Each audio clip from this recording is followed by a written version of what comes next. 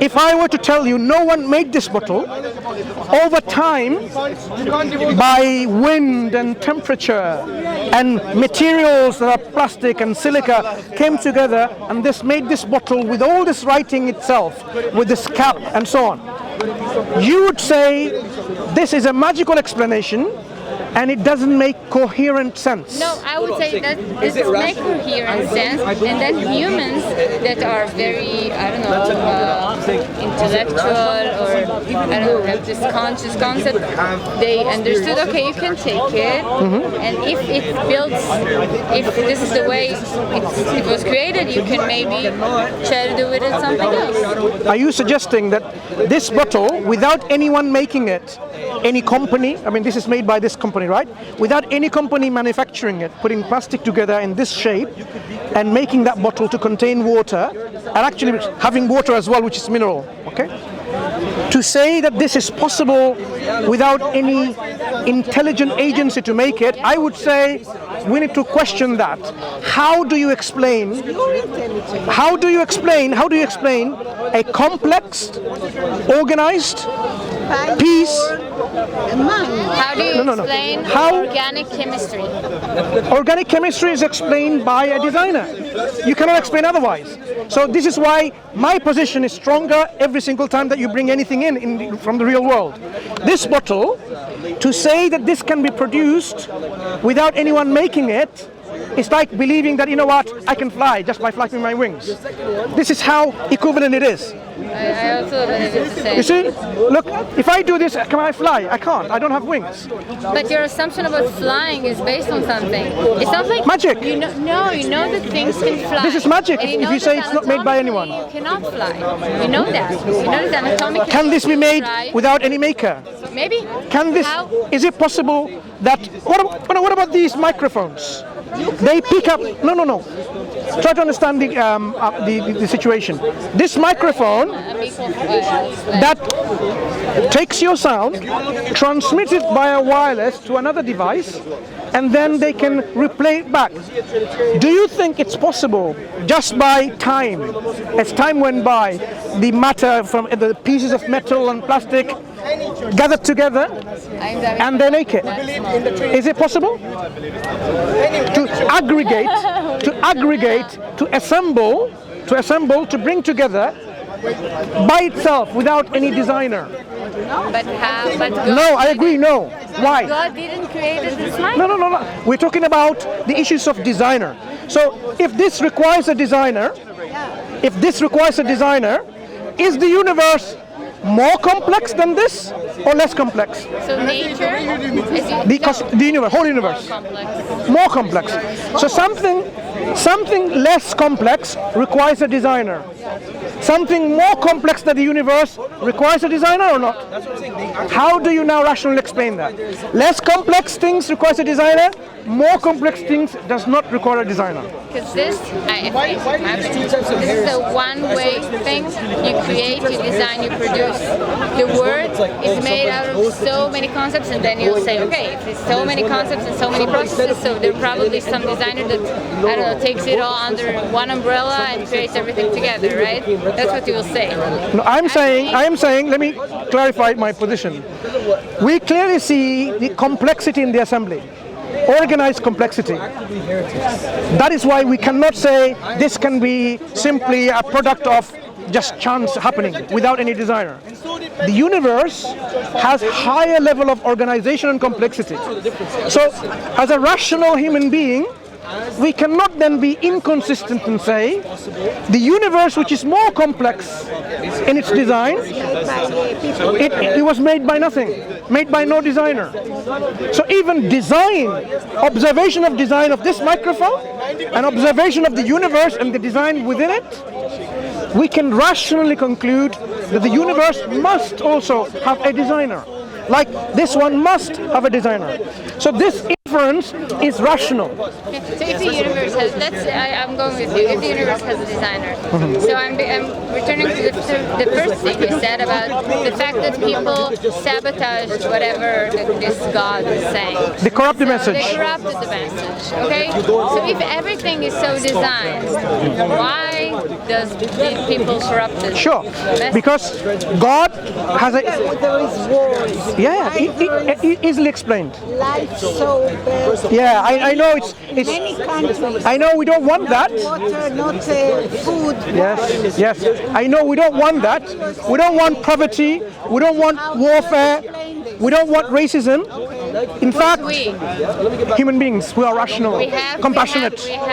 We have similar kind of understanding that we do not want to see people, innocent people, getting murdered. We don't want people to be tortured and oppressed. Free will? In your explanation, do we have free will? Yeah, you have free will and I have free will. So what I'm saying to you, which I'm sure you will agree with me, I'm explaining. God does not wish mankind to totally destroy itself. God created mankind and gave mankind a way to live their lives in peace, in tranquility, in justice. God gave human beings a free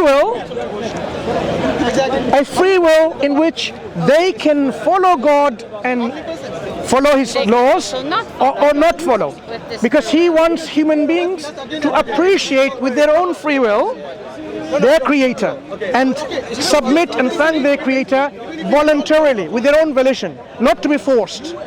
God doesn't want us to be like robots where you believe in without any freedom of choice. So God agrees that there are some people who will not believe. Yeah, can I just make a point why we have this problem? So, because human beings have the potential to disobey and create warfare, economic disasters, and so on, God sends prophets and messengers says, don't follow this way. Follow a way in which you can live in tranquility. No. Do not kill. Do not steal. Do not rob. This has been the message universally. What happens is, some people, they want to become richer, more powerful, and the way they can do that is by exploiting other people, by killing them, taking their riches, and so on. These people, they will be accountable in the day of judgment, when they will be accountable for what wrong they have done. But God doesn't want simply to, imagine someone wants to stab someone and kill, and God then makes into a butterfly, and that's it. That will be like, have no freedom of choice. God doesn't want people to kill, but he doesn't stop people from committing these actions. He says the people who do these actions, they are criminals in the sight of God, sinful, and they have to pay for their sins. When they pay, how they pay? Either in this world, in this life, where there will be life for life, tooth for a tooth. As a Jewish background, you should know, God can punish them and protect the society from these kind of criminals, as well as in the hereafter, those who get away. There are many people who get away, but those who get away, they will face God and his justice.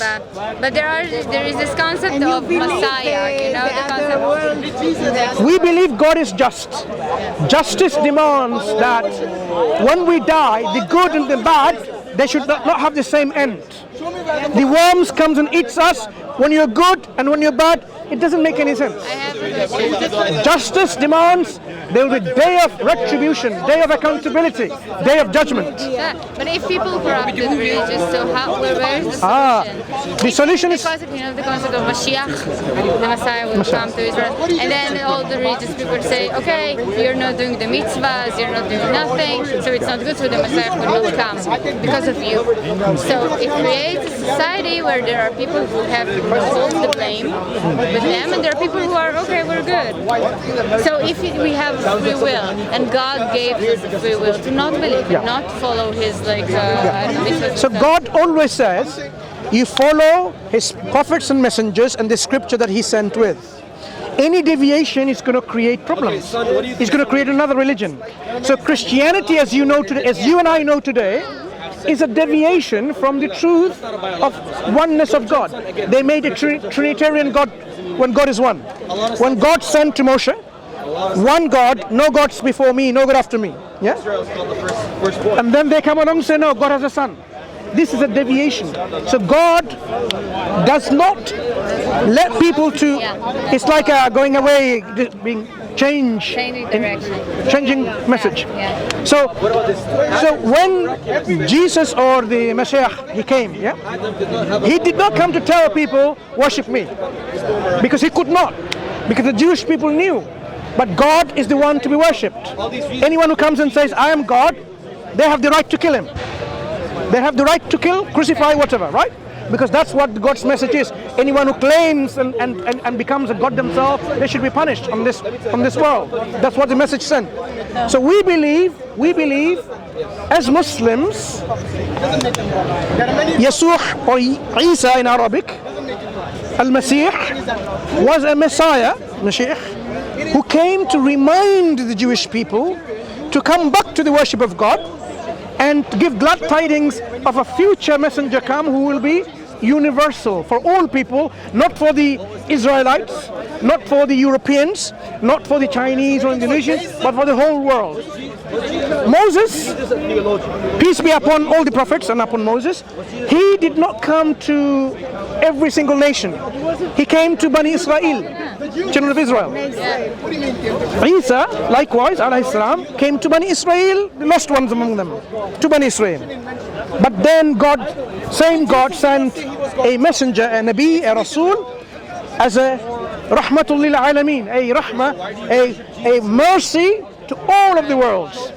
That is Prophet Muhammad sallallahu alaihi wasallam, which you as a Jewish person or a Christian as as Muslim, we should all accept him, because this is where God told us finally how to live our life without any warfare and intolerance and racism and all these things. Without any religious. I feel that I am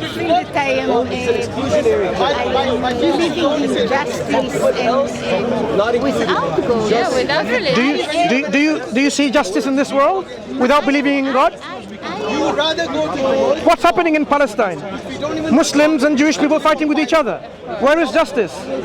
Exactly. So you don't see justice there, you see injustice is happening. But if I don't believe in God, I am myself. But you know that there is a God though. I agree with you. I don't kill anyone. I am not a fool. No, I agree. The concepts that you have, justice, compassion, love, mercy, this is good thing. These are all coming from also God's teaching. But God also wants us to follow a way of life that He wants us to follow. Not what. Why? Okay. Who knows us more than God? Do we know more than God how to operate ourselves? For example, do you know? You know what? I am jealous that you believe in God. You can believe too. Your life is easier than mine. You can believe too. I'm sure. Sure. But do you know what we said about it makes rational sense to believe in a designer of this universe? We can bring so many other examples to illustrate this point, in which we can be sure and convinced that there is a creator who is one and absolute, sovereign and all-powerful and all-knowing. We can come to this conclusion. Once you know that there is a creator who created us for a reason, why are we going to be stubborn or lazy and say, I'm not going to listen to you? If you know that He is the one who is all knowledgeable, He knows what's best for us, what food is best for us, what way of living is best for us. He would not leave us astray to our demise. What happened to communism? How many people through Stalin and Lenin and others were killed because of their ideology, false ideology of communism? Millions of people. Their life was lost because of human beings thought they can live their life by thinking about how to live. I want to ask you, so the Palestinian and the Jewish people now is killed because they don't believe in God? No, they believe in God, but the problem is elsewhere. Some people are committing oppression. You take someone's land, usurp the land, you invade the land, you take over, that's injustice being committed already. Yeah, So but that's they why the problem excuse starts it- from there. But they excuse it with religious. This is the problem in Israel. Like a lot of many other problems. But the problem is that they're saying, okay, in religious, God said we need to be here. Exactly. God says you can all live together. Not always. It depends. What happened? To give you an In the example. world, I would like to live together. What happened before 1914 or 1900? When the Muslims were in power, the Jewish people were living in peace. So were the Christian people, so were the Muslim people. When there was a power shift, government shift, that's where the problems happen. Islamic paradigm is such that you can have your differences and your belief. You don't have to accept Islam if you don't want to. No one can force you. So when, for example, Europe was killing and massacring and torturing the Jewish people, do you know where the Jewish people go? Where they went? They went to the Muslim countries, like Islamic Spain. They went there And also in to have Spain, protection. The Jews didn't, Yeah. in Spain, the Jewish people didn't have in 19, I don't know. No, what I'm saying is, when Europe was trying to eliminate and annihilate the Jewish people from existence, they found safe haven within the Muslim lands. The Muslims would protect them, like they would protect the Christians and their faith too. That's why if you go to, like in Syria, you will see within the same road, in one side there is a mosque and another side there is a church for thousands of years. People have, political shift has made a lot of Jewish people to go from one country to the other, but initially they were living. You had the Jewish quarter there and so on and so forth. So because of political shifts, the problem occurred. But Islam did not introduce a problem to the Jewish community. Nobody said that Islam did that. And by the way, we're looking for a new prime minister in Israel. Okay. You want to come? I don't know your politics, so I cannot It comment. doesn't matter. He doesn't know our politics also. It doesn't really matter. Yeah. You can only So- You will be better. send So the message. we want to see peace and tranquility happening I in agree anywhere with on the you. land. I agree with you. And the best way we can agree and unite is uniting under God's law, worshipping God, following His messenger. And this is what our invitation to you is, to look into Islam and see that Islam is not taking away from what you have. No, nobody Islam said that. will give you. Nobody said that. Can I ask you a Yeah. different question? Yeah. What's going on here? What is So Speaker's Corner, okay, I'll give you a No, we brief know the background. Speaker's Corner, but what's going on here today? Who organized this? No one organizes. Speaker's Corner, people come, take the opportunity to have. Yeah, I live in London. Yeah, I don't. Some people come from a long way, from Leeds, from Manchester, from Birmingham, because they know this is a place in which they can have an exchange of information. And So the subject is not determined in advance. Like the subject is. it happens only on Sundays. So if you are a regular, for example, and you want to discuss with someone who's a regular, you can arrange, say, you know what, let's have a motion that we can debate next week or 3 weeks later. You can arrange that. But people normally come as they go on past as a tourist, and they can engage and participate in a discussion in which you can really remove your misconceptions, enlighten yourself to be a better human being. I find that it has that opportunity, that potential, as well as the negative, which is very toxic when you go away feeling like someone's really undermined you and you feel that someone's really put you off from something. It's a double-edged sword, but the benefit is there more than the harm, I feel personally. And if we can open up people's minds to tolerate each other with our differences, that's how we can live. So that's our open invitation to you to become Muslims and save yourself from the hellfire. Because it's real. Hellfire is real. Paradise is real. We should not somehow, for our temporary life of this world, 120 years, 130 years, we're not going to live more longer than that. Are we going to sacrifice our eternal life in a place of happiness or a place of torture just because 120 years of this life? We need to look at our priorities. Can I take Muslim, like to be a Muslim without the hijab and everything? Look, hijab should not stop you from becoming a Muslim. When you become a Muslim, you would recognize hijab as a function. It has a function, it's a role. No. Forget about hijab. Dress. Hijab. You know, people covering their hair? Okay, right. We must go. Sure. Let me explain in a bit. But there is a purpose. Just like important. I look not just like our just sure. Just want to give an example of a functionality of things. Our dress have a function. Do you agree? No, I don't. Do our dresses not have a role, a purpose, a function? Why are we not naked in a hot weather like that? That's a good question. Because some of us, we feel, if not the majority of us, that we should not just go naked and show our sexualities and our nudities and our public bodies because of when God created us. Give you an example. No. This is something different. When God created us, He created within us certain desires and attraction for a reason. So that when there is attraction between the opposite sexes, But we already agreed, so let's not get there because we will disagree definitely. You're a man, I'm a woman. It always. we have differences of attraction, right? No, we have differences of opinions about the things you can wear and the things I Do you? can Okay. wear. Tell me one thing. Do women get attracted the same way men get attracted? I don't know. I've never been a man, but I hope they do.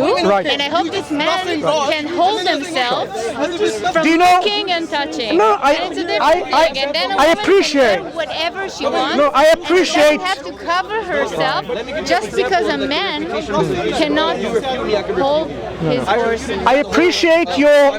No, I appreciate the way you think. For us, it's easy. Brother, one second. I appreciate. Thank you for the honesty. No, I appreciate men should control themselves even if a woman is naked, right?